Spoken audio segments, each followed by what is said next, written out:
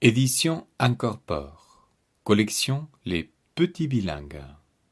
Partir de Francis Bretonnoux-Segan. Pars. Où ça? Droit devant. Ne te retourne pas. Le regard griffé par les larmes qu'il retient, il redresse les épaules pour contrer la douleur qui l'entraîne vers le bas, vers la terre. Sa terre qu'il va quitter. Il marche longtemps avant de se retourner pour être sûr qu'il ne pourra plus la voir, qu'elle sera devenue invisible. L'apercevoir briserait le peu de force qui lui reste. L'apercevoir le ramènerait vers elle, et ça c'est impossible. Il sent au plus profond de lui cette évidence du départ, de la fuite, de la survie. Rester pour mourir même avec ceux qu'on aime? Il se sent lâche, courageux, sûr de lui, envahi de doutes et d'interrogations. Une détermination jusqu'alors inconnue lui sert de béquille. Il continue à marcher jusque tard dans la nuit. Les étoiles et une lune amputée de sa moitié éclairent faiblement un ciel sans nuages.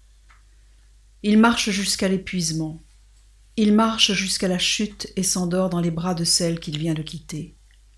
Un voile caresse son front et apaise la douleur de la vie quand elle devient insupportable.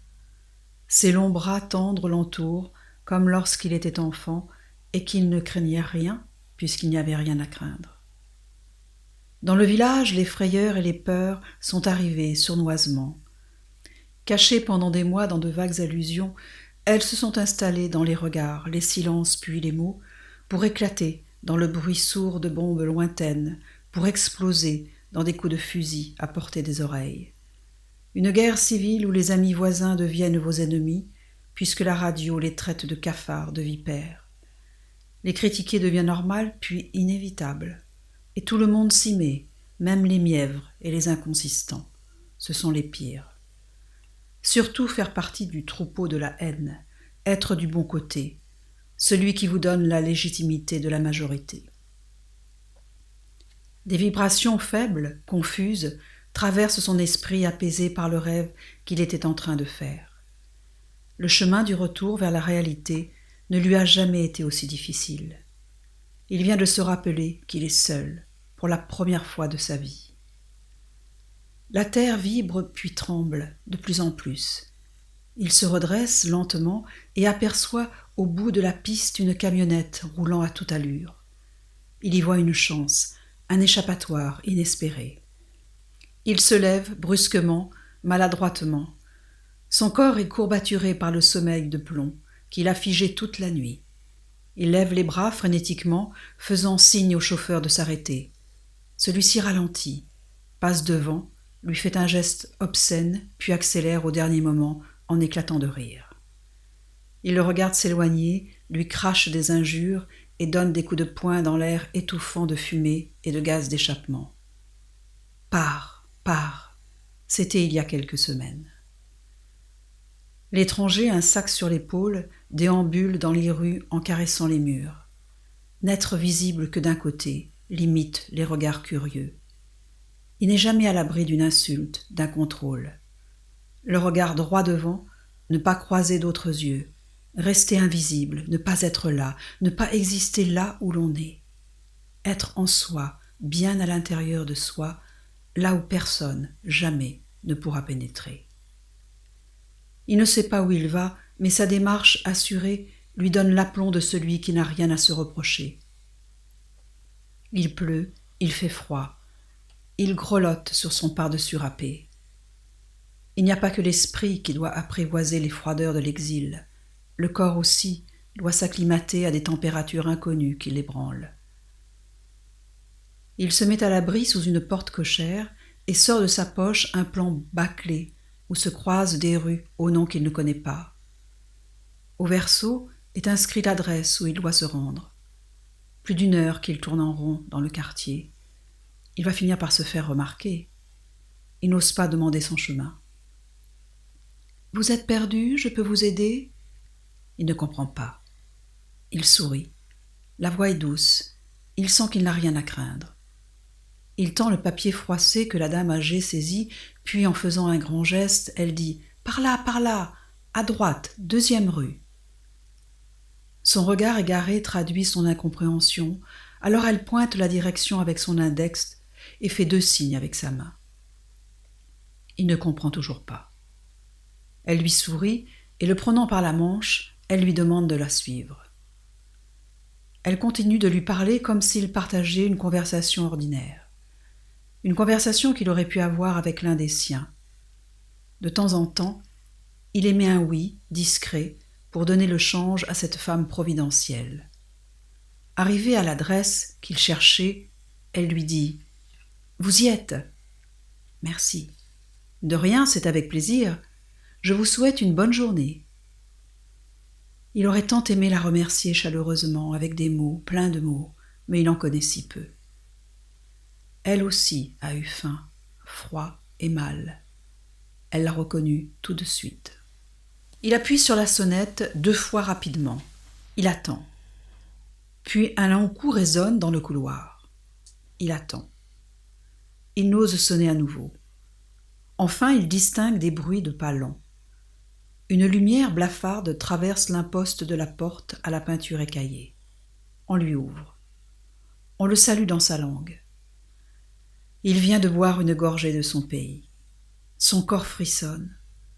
On le précède dans un escalier qui craque à chaque marche, à croire que les esprits s'y donnent rendez-vous. Il parle de la douleur du froid qu'il ne connaissait pas, du gaspillage de la pluie qui disparaît dans les caniveaux. On l'écoute sans lui répondre, peu importe. Il sait qu'il est compris. Il peut parler, s'exprimer, s'expliquer, enfin. On n'accorde aucune attention aux questions ridicules de ceux qui viennent d'arriver. « Vous avez vu tous ces arbres morts ? Pourquoi ne les coupe-t-il pas pour se chauffer ? Ici, les arbres ne meurent pas, ils repoussent au printemps. C'est quoi le printemps ? La fin du froid. » On lui donne rapidement les informations indispensables pour le lendemain. Il pourra venir dormir sur un matelas 6 heures par jour ou par nuit, à condition de donner la moitié de son salaire. C'est quoi le salaire ? Tu verras ce qu'on te donnera quand tu auras fini ton travail. Et je finis quand ? Ça dépend. De quoi ? Si tu travailles bien ou pas. Pour ça, il n'a aucune inquiétude. Le travail sera bien fait. Je commence quand ? Demain. Je fais quoi ? Plongeur. Tu laves la vaisselle. Ils n'ont pas assez de femmes ? Si, mais ici, elles font tous les métiers, même les nôtres. Tu peux dormir là cette nuit. On t'amènera demain au restaurant. Ils t'attendent. Dans une chambre à l'odeur de moisi, 4 matelas à touche-touche recouvrent le plancher aux lattes de bois vermoulu. Aucun espace vide pour pouvoir poser ses affaires. Là, ton sac te sert d'oreiller, tes vêtements de couverture. Le rudimentaire, il connaît, il en vient. Est-il encore trop tôt pour se dire qu'il se trompe de destin ? 3 coups secs cognent contre la porte. C'est l'heure, on part dans 10 minutes. Il se lève d'un bond et quitte la pièce envahie par 3 corps effondrés dans des ronflements nauséabonds. Un café pâle l'attend dans un gobelet sur un coin de la table poisseuse. Il le tient serré dans ses doigts, frigorifié, sa chaleur le réconforte. Il passe une main dans ses cheveux, l'autre sur son visage, sa toilette est faite. Il suit d'un pas rapide celui qui le conduit vers son patron. « Vous n'attendez pas le soleil pour vous lever ? Ici on se lève la nuit, il fait jour tout le temps avec leur lumière. »« Ça fait longtemps que tu es là. »« Trop longtemps. Si je pouvais, je rentrerais au pays tout de suite. »« Pourquoi tu peux pas ? Tu poses trop de questions. » Le restaurant indien est situé dans le quartier chic de la petite cité médiévale, dans l'une des ruelles où les touristes aiment venir se perdre et dépenser leur argent. On le présente au propriétaire dans une langue dont il ne comprend pas les mots, mais dont il saisit certaines nuances troubles. Il imagine que ça ne va pas être facile, mais quand on vient de l'enfer...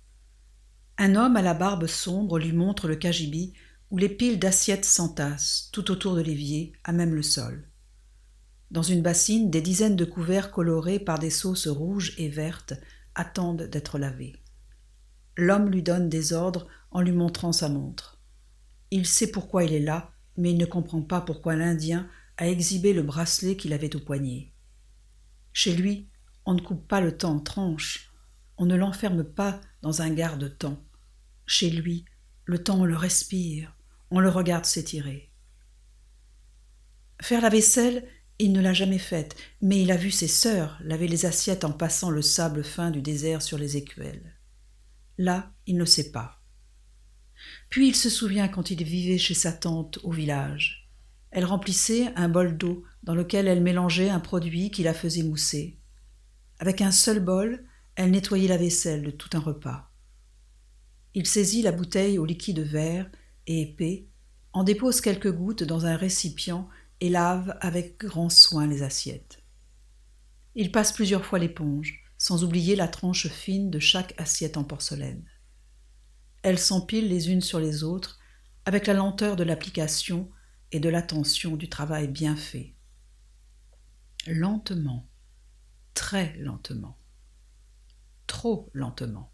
L'Indien arrive et le bouscule avec des mots et une colère incompréhensible. Il lui fait la démonstration parfaite du travail bâclé, rapide et rentable. S'il travaille lentement, il comprend vite. Au plus profond de lui, il est fin, intelligent et vif.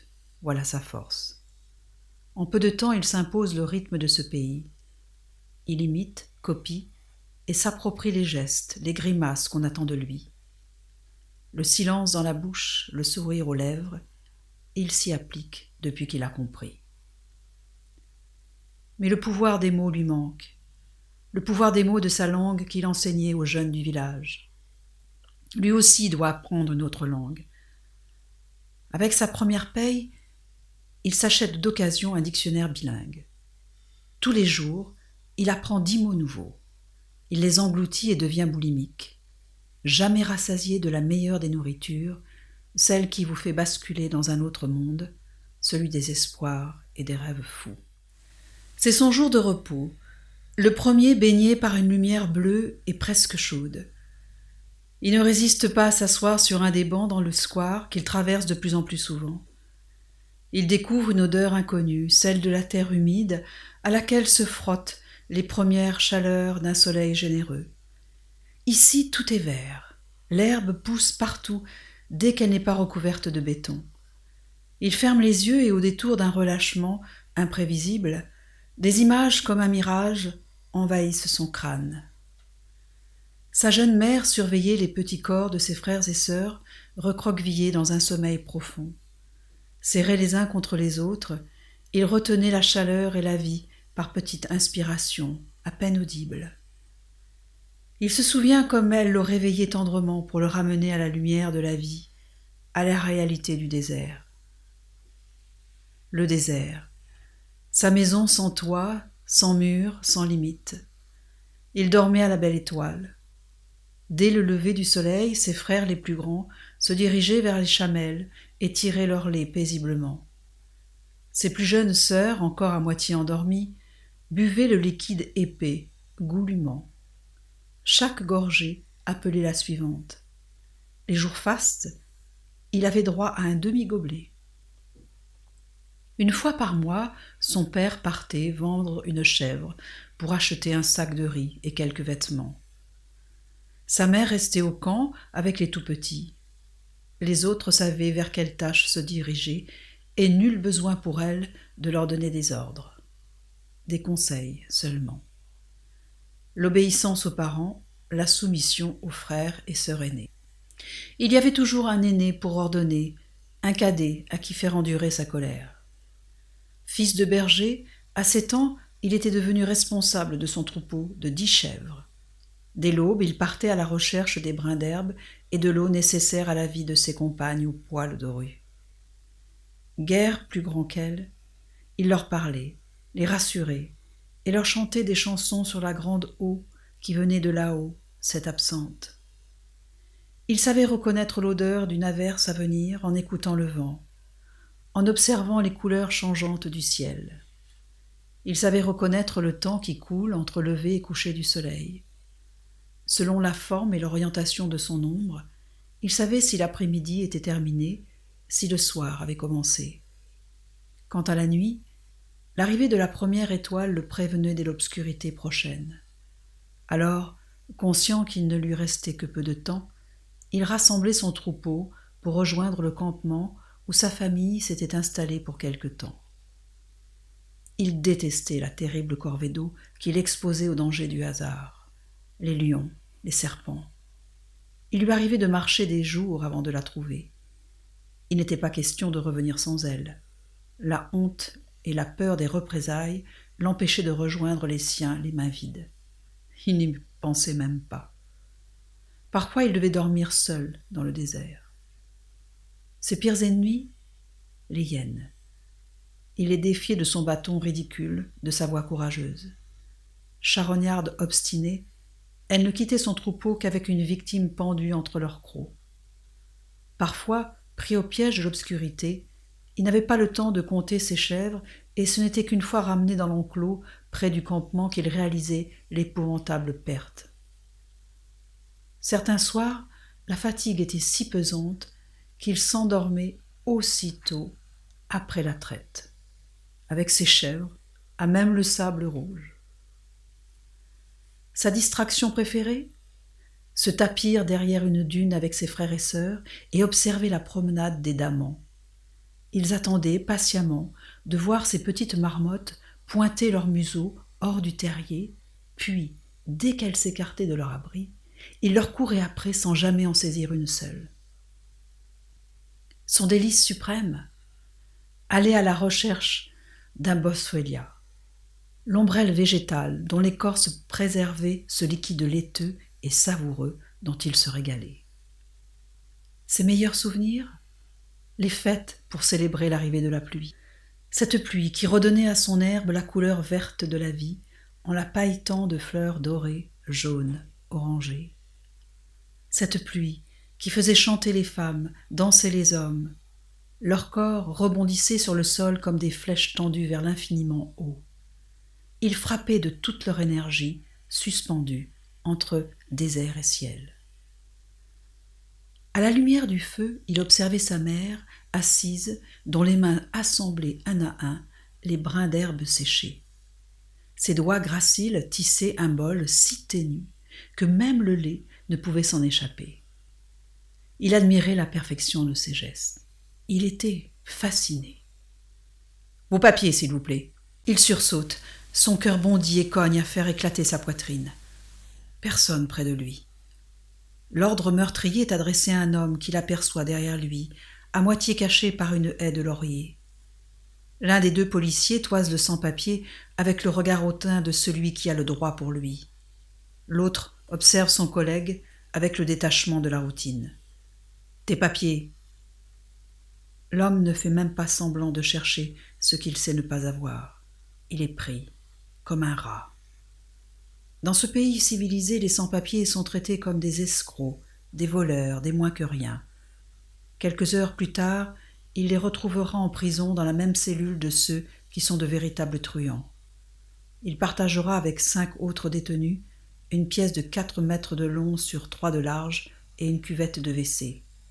Des conditions idéales où tout est fait pour vous rabaisser, renverser votre haine. Il en subira les conséquences la nuit même. 5 fois, il sera humilié, avili, dégradé, mortifié. Voilà à quoi il vient d'échapper.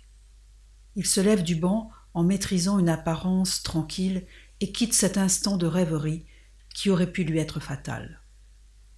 Alors la vigilance devient sa compagne fidèle mais épuisante. Avoir peur, mais avancer toujours. Ne pas se laisser abattre les jours noirs. Ne jamais perdre espoir. Persévérer avec une inattaquable opiniâtreté. Continuer pour ne pas s'effondrer. Sa vitalité à nouveau s'enflamme. Il apprivoise les mots étrangers. Il les lit de mieux en mieux. Il ne reste plus qu'à polir ses R pour rendre son accent invisible. Il est perfectionniste. Il se parle à voix basse et s'entraîne comme un musicien. Il fait ses gammes tous les jours. Il se prépare à la prochaine étape, prendre la parole. Son patron est surpris de voir avec quelle facilité son employé s'approprie cette langue que lui-même maltraite toujours avec autant de mépris. Il est difficile d'aimer une langue qui vous met à l'écart. Les heures qu'il passe à la travailler restent inimaginables pour celui qui l'écoute. On parle volontiers de don alors qu'il s'agit de travail. C'est la moindre des choses de parler la langue du pays dans lequel on vit, non ? Oui, mais ce n'est pas son pays, et la parler avec autant de naturel force l'admiration de ceux qui se frottent à cette expérience exigeante, bien parler une langue étrangère. Il change régulièrement son itinéraire pour aller au travail. Ne pas attirer l'attention, ne pas se faire arrêter. Il essaie d'apaiser l'angoisse permanente qu'il connaît depuis qu'il est réfugié. Après avoir sauvé sa peau, il doit affronter un adversaire invisible qui peut surgir devant lui à tout moment. En faisant ses démarches pour obtenir le statut de réfugié politique, il avait eu la crédulité de croire que ce sésame serait obtenu facilement puisqu'il venait de l'autre côté, celui de l'enfer. C'était compter sans la lenteur administrative qu'il a mine au fil des mois, des ans, le courage des plus déterminés. Il manquait toujours un tampon, une attestation, et lorsqu'il pensait que son dossier était complet, un certificat s'était égaré, n'avait plus cours. Il lui fallait tout recommencer. C'est par hasard, au détour de la même rue où ils s'étaient rencontrés la première fois, qu'il la croise. Il la reconnaît tout de suite. Il l'interpelle avec un grand sourire, celui de la sincérité mêlé à une joie qui l'a abandonné depuis qu'il a quitté les siens. « Bonjour, madame, comment allez-vous ?»« Bonjour, monsieur, on se connaît ?» répond-elle gentiment. « Bien sûr. Vous ne vous souvenez pas ?»« Non, je suis désolée, vous savez, à mon âge, on oublie les noms quand ce n'est pas les visages. Mais vous ne pouvez pas vous souvenir de mon nom, je ne vous l'ai jamais donné. Ah bon, vous me rassurez. Attendez, maintenant que je vous regarde, je crois me rappeler. Ce n'est pas vous qui cherchiez votre chemin, rue du Marché. C'est ça. C'était quand, dites-moi ? Il y a presque 1 an. Et vous habitez le quartier ? Oui, c'est ici que je suis arrivée. Je suis très attachée. Vous savez que vous êtes la première personne qui m'avait aidée. C'est la moindre des choses tout de même d'aider quelqu'un à trouver son chemin quand il s'est égaré. Oui, mais moi j'étais perdue du dedans et du dehors. Et c'est vous qui êtes venu vers moi. Ça ne s'oublie pas. Ah bon ? Il la sent gênée comme une jeune fille de son pays. Alors il ose. Puis-je vous demander quelque chose ? Bien sûr, je vous en prie.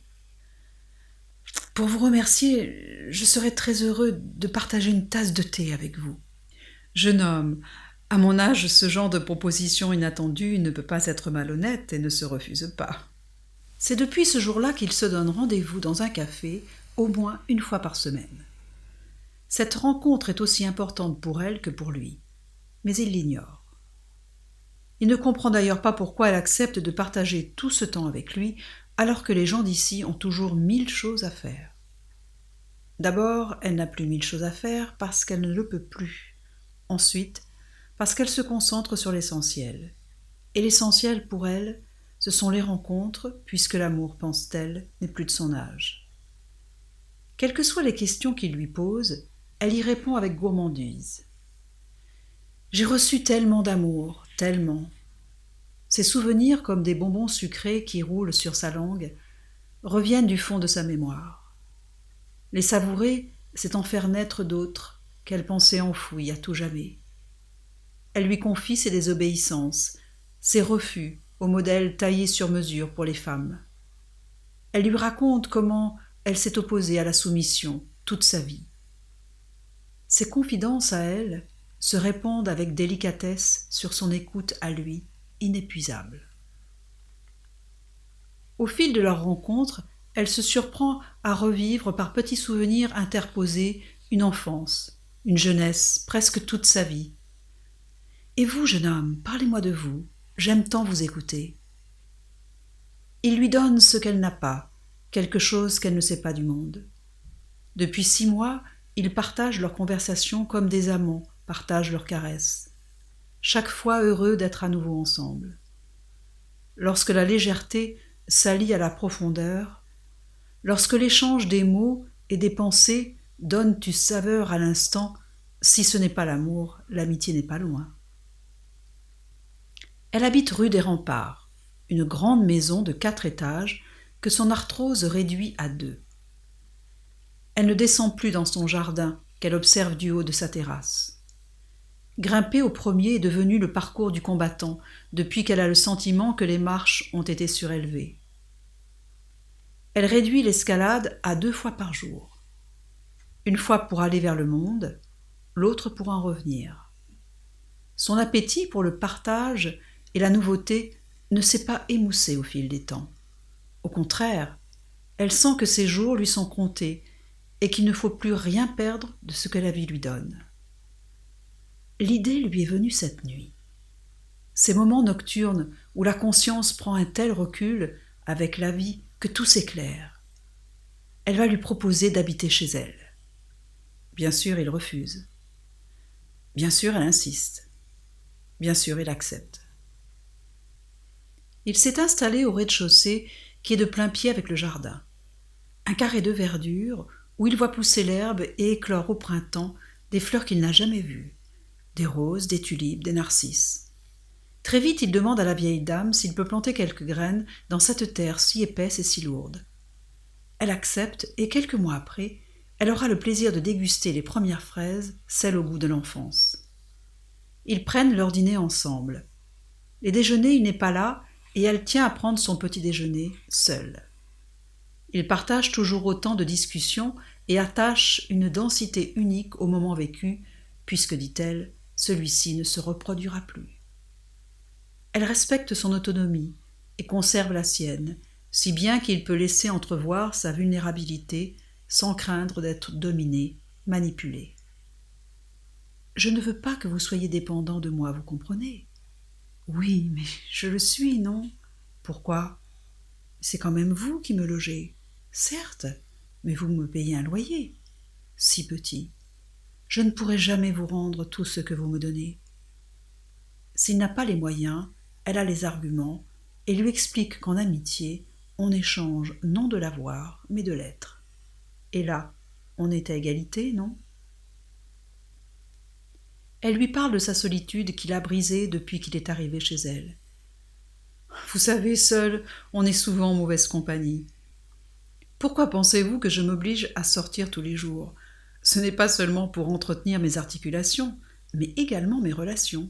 D'ailleurs, c'est bien au hasard d'une rue que nous nous sommes rencontrés. » Même s'ils se voient peu, leur amitié gagne chaque jour en émotion, en rire et en silence. Puisque leur lien ne s'inscrit ni dans des souvenirs partagés, ni dans l'attente d'un quelconque futur, leur histoire se greffe dans l'instant d'un seul tenant. Ce soir, il est entré avec un sourire lumineux sur le visage. « J'ai une bonne nouvelle. »« Vous avez obtenu vos papiers ? » ?»« Non, pas encore, mais j'ai trouvé un nouveau travail, mieux payé et plus intéressant. »« Ah, enfin, je suis tellement contente, vous le méritez. Je vais pouvoir mettre de l'argent de côté et me payer des études dès que j'aurai ma carte de séjour. » 2 ans qu'il fait les démarches dans les bureaux. 2 ans qu'il écrit, qu'il livre son histoire encore et encore, à des oreilles méfiantes, qui veulent savoir s'il a vraiment été torturé, si tous les membres de sa famille ont vraiment tous été tués. Quand ? Où ? Pourquoi ? Au cas où il ne serait pas venu ici pour profiter du système. Le pire, c'est lorsqu'on lui demande de se remémorer des détails avec précision, ce qu'il essaie d'enfouir, puisque jamais il ne s'efface. Comme si l'horreur donnait plus de crédibilité à son récit. Après chaque entretien, il lui faut plusieurs jours pour s'en remettre. Il revit ses retours vers l'indicible avec la même intensité, dans sa tête, dans son corps. Ses cicatrices deviennent à nouveau douloureuses. Comment a-t-il pu être aussi naïf ? Croire que dans ce pays où règnent richesse et liberté, il serait facile de vivre. vivre sans peur, vivre de peu, mais vivre bien. Alors il se met à glisser vers de ténébreuses pensées, à ne plus espérer, à désespérer seulement, de lui, des autres, de ce monde. Son regard se retire et bascule dans une profondeur noire. Elle n'est pas dupe de ses tourments, elle aussi les connaît, ces moments où l'on habille tout ce qui vous entoure de la cendre des désillusions. À penser et à dire, il n'y a plus rien à espérer. Mais même dans la désespérance, elle trouve toujours une bonne raison pour s'enflammer à nouveau. Elle cherche, elle réfléchit, elle lui parle doucement, avec tendresse, longuement. Puis au fil des jours, elle ranime petit à petit cette vie qui se laissait mourir. Les yeux du jeune homme laissent entrevoir un éclat minuscule. La nuit s'estompe, la lumière reprend ses droits. Le voile des doutes s'est levé et commence à laisser une place immense à tous les possibles. Il lui arrive de plus en plus souvent de faire allusion à son avenir, même si sa situation, aux yeux de la loi, ne lui laisse rien espérer. Tous les deux prennent de l'avance sur l'improbable. Il aimerait faire des études en agronomie, alors elle s'est renseignée sur les écoles qui proposent des cours où rentabilité, profit et grande exploitation arrivent bon dernier. Elle a commandé des livres.